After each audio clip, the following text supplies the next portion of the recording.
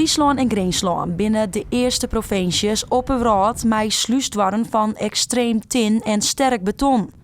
Bij de Robbegatsluis in Lauwerszeg, die het op de grens van de twee provincies leidt, worden deze weken de houten sluisdwarren vervangen voor het zogenaamde ultra-hege sterktebeton.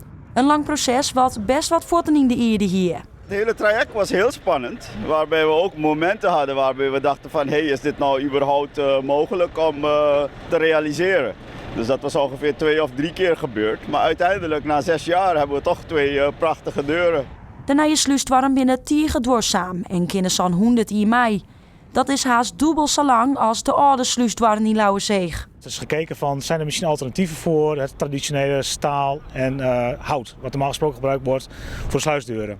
Dus daar is een enorme analyse op losgelaten. Er zijn heel veel onderzoeken geweest en we zijn uiteindelijk gekomen tot het ultra hoogsterkte beton, waar de deuren nu van gemaakt zijn.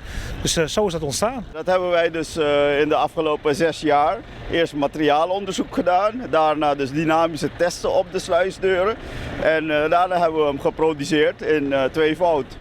Zowel de provincie Greensland als Friesland is grutsk op de primeur die het noorden te pakken had. Het is hartstikke speciaal. Ik ben zelf nog redelijk kort bij de provincie aan het werk. En dat je dan gelijk voor zo'n primeur staat, zo'n wereldprimeur. Ja, dan ben je natuurlijk als teamleider hartstikke trots dat je als ingenieursbureau samen met je ingenieurs dat je een groot deel aan hebt deelgemaakt.